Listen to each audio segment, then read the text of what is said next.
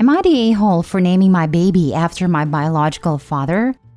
My 30 female mom and bio dad were addicted to drugs when she got pregnant. She got sober and my bio dad tried but struggled, but they decided before I was born that it would be best if he weren't around, at least until he cleaned up his act. When I was 6 months old, my mom met the man she'd later marry and would also adopt me. He is really the only father figure I've ever known. They never hid I was adopted, but my adoptive father has treated me the same as my younger siblings. When I was 13, I got into contact with my bio dad. He reached out as I had no way to contact him. He was finally sober. My parents allowed us to develop a relationship. We grew very close, and while I didn't call him dad, I love him very much. Sadly, a year later, he relapsed and overdosed. It devastated me, not just to lose him, but also what we could have had if he had remained sober. I eventually got into therapy to help with everything. Now, I'm married and expecting my first child. My parents have been amazing and supportive. My dad walked me down the aisle at my wedding, and they are so excited to be grandparents. My husband and I recently found out we're having a boy, and we've decided to name him after my biological father to honor his memory. He wasn't a bad guy, he was just mentally ill, had PTSD, and struggled a lot in life. He loved me enough to know I deserved better and let my dad adopt me. I had an amazing life because he was selfless and self-aware enough. So, I told my parents and they did not take it well. My dad was quiet and just obviously sad. My mom asked how I could name my child after the man who abandoned me. She said I don't have to name my child after my adoptive father, but she's going to struggle with calling her grandchild by the name of the man who couldn't clean up his act and then traumatized her daughter. I found him when he overdosed. She and my dad left shortly later. Now my mom isn't speaking to me, and my dad said it's ultimately my choice and I'll respect it, but it does hurt. This name does not work as a middle name, and my dad didn't have a middle name. I feel so conflicted. I don't want to dredge up bad memories for my mom or make my dad uncomfortable, but my bio dad means a great deal to me. Am I the a-hole? Now for the top comments before reading the update. No a-holes here. You can name your child what you want, but your mom's not an a-hole for being upset by your choice. We should also consider the kid to be here. There are almost infinite names out there. I don't know why you'd name your kid something that will create distance between that kid and their grandparents, or why you'd saddle your child with a legacy of an addict who abandoned their kid and then died early. Meh, selfishness has its limits. You're the a-hole OB. I feel so conflicted. I don't want to dredge up bad memories for my mom or make my dad uncomfortable, but my bio dad means a great deal to me. Am I the a-hole? Unless you're prepared to lose your relationship with your mom and your entire family who you claim to care about, you better rein in your impulsiveness and think about the bigger picture. If your bio dad was just your run-of-the-mill deadbeat, this could be excused, but he caused so much pain and left bad memories to the people around you that I struggle to see how you can think this would be a good idea. And you've only known this guy for a year. The version you saw was only a fraction of what he truly was as a person. I doubt the fantasy version of your bio dad you cooked up in your head even existed. Edit. My husband and I recently found out we're having a boy. We've decided to name him after my biological father to honor his memory. Are you sure it was a we decision? Or you could give your baby a totally different name, so he isn't burdened by your bio father's memory. I was looking for this comment. Many reasons that Opie wants to use this name, but one of them she seems to forget is this child will grow up eventually knowing it's named after a drug addict who abandoned his child. Talk about an issue that will need therapy when the kid is older. My cousin named his son after his brother who died of a heroin overdose. My cousin who died was named after our great-grandpa who died young and had a difficult life. Great-grandpa was apparently also named after a grandpa who died young. Needless to say, cousin's son doesn't understand why he was given the name to honor his uncle who died young of an overdose, when everyone with that name also died young, and he assumes he's going to die young too, because that's the legacy he was given. I get wanting to honor your bio dad, but maybe find another way. Next story. Am I the a-hole for allowing daughter to exclude family? My daughter's 5th birthday is coming up and we are having a party with family. My husband and I agreed to let my daughter choose who she wants to invite. She chose to invite everyone in my family and my husband's family, except for my husband's mom and stepfather. A bit of backstory is that my mother-in-law and father-in-law live out of state and have taken absolutely no interest in my daughter's life. They haven't even seen her in 3 years. During the past 3 years, my husband and I have tried to get them to FaceTime my daughter, but to no avail. My mother-in-law recently, as in the last few weeks, started calling her once a week or so, but it took so many attempts to even get to that point. My mother-in-law and father-in-law are both retired, so the lack of effort is certainly not due to a lack of time. They are also financially well off and have taken many trips in the last few years, just not to see us.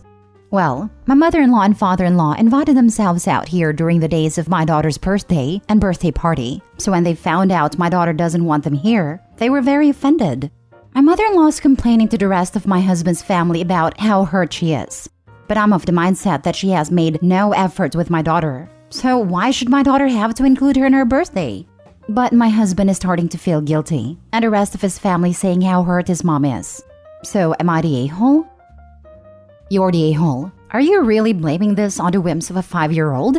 What if she randomly decided that she didn't want anyone from your side of the family there? Why would you even tell them they weren't wanted by your 5-year-old?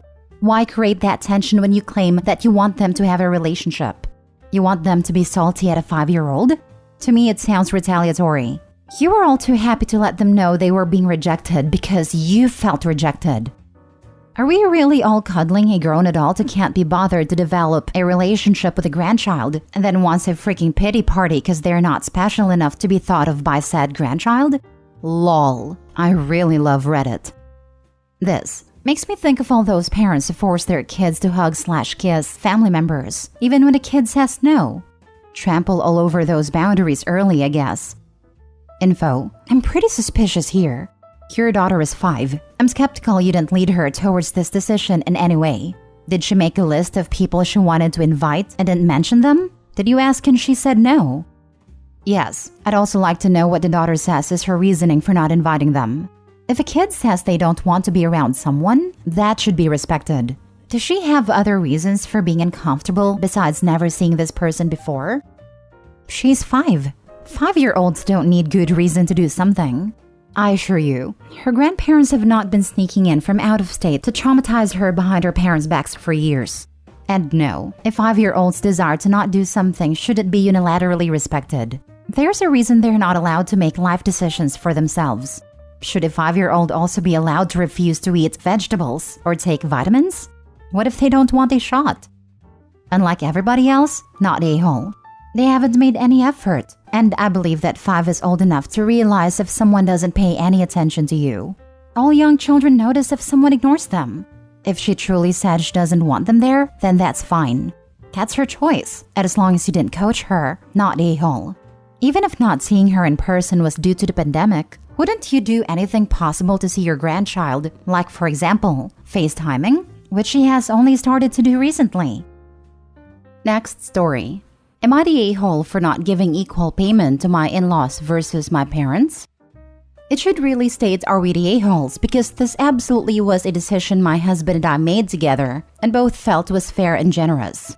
I recently won a large sum of money. It's not the life-changing, quit your job and never work again type of amount, but it's significantly more money than I've ever had in my account before. My husband and I talked at great lengths about sharing the money, what it would look like, and alternatives such as paying for a family vacation. And we decided to gift each household of our immediate family $20,000 each. So my mother-in-law/father-in-law received $20,000. Both of my sister-in-laws, one married and one single, my brother and his family, my mother and my father and stepmother all received equal amounts regardless of whether they were married or single, kids or no kids. One of my sister-in-laws has mentioned that my mother-in-law is complaining that they should have received $40,000 to make it fair, since my parents are divorced and they each got $20,000. Since I only have one sibling, we thought it worked out nice and evenly since each side of the family is getting $60,000 total between each of the 3 households.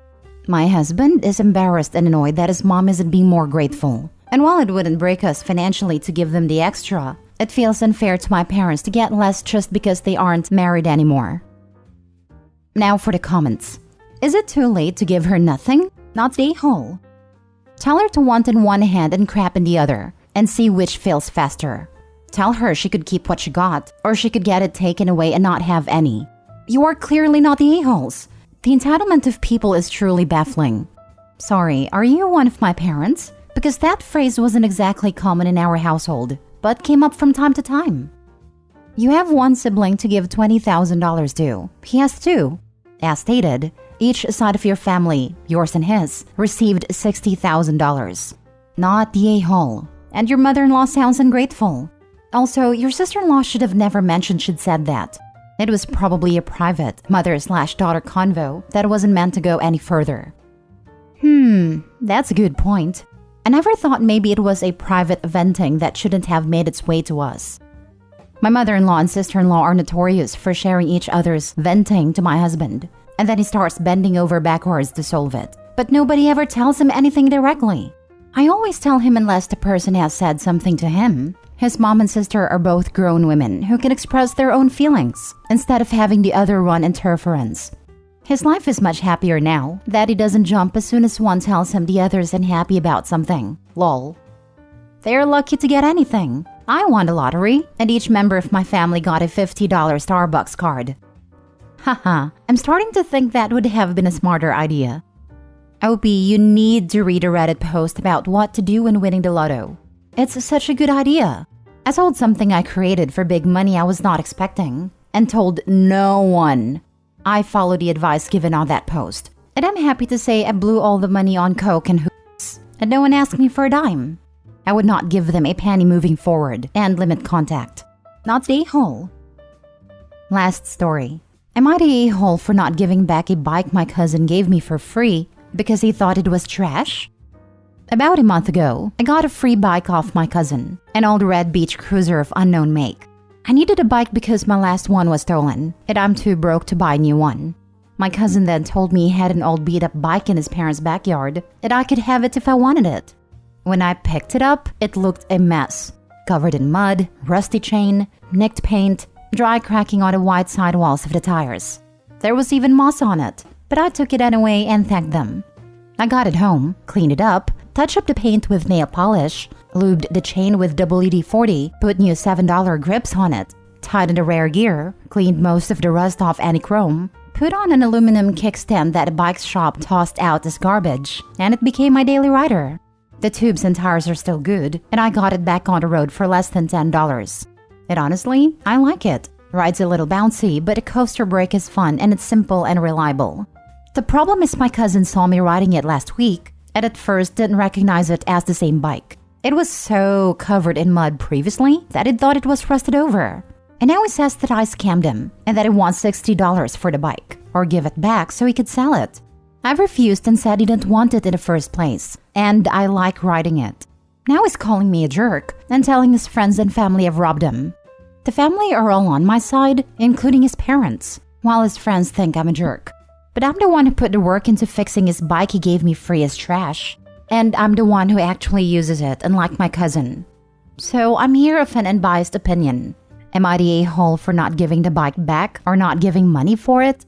Edit. Yes, I know WD-40 wasn't a permanent solution for the bike chain, and I will get a proper lube for it later. I only use it for the moment because I already had it on hand, and it loosens rust well, because it's made for that. I needed the chain working right away as I was already using the bike to go to work a day later. WD-40 is a stated penetrating lubricant, among other things. It's just not a steady lubricant because it dries out. The chain is working fine for the moment, and I'll get the right kind of grease/lube soon. Not the a-hole. If he wants the bike back, he should be willing to pay you money for the grips, WD-40, kickstand, and labor.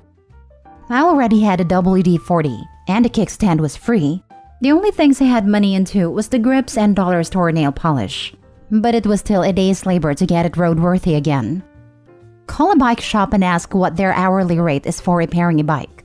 Tell your cousin he can have the bike back, minus the cost of repair material plus the labor you spent on it. I guarantee that it will be more than $60, and probably more than he could sell the bike for. He doesn't get to profit off your labor for free. I know what the local bike shop's hourly rate is $25 an hour, plus the cost of the parts. Obviously not the a-hole. Your cousin is being ridiculous. He gave you a bike that apparently he thought was completely useless, and perhaps not even usable. And now that you fixed it up, he thinks you scammed him? What a joke. His friends are on his side because they are his friends, and because he likely didn't explain the situation fully or correctly to them. Don't worry about what they think. Exactly. The cousin is trying to scam and take advantage of OP. The cousin saw the bike as trash that got taken off of his hands. He didn't have to take the time or the energy required to discard it. Now that OP has taken the time to repair the bike and proven that it still works, the cousin wants to swindle OP to make a quick buck. And like you said, the scammer cousin probably only told his friends half of the story. What was your cousin expecting? That you were going to ride it still covered in moss and dirt?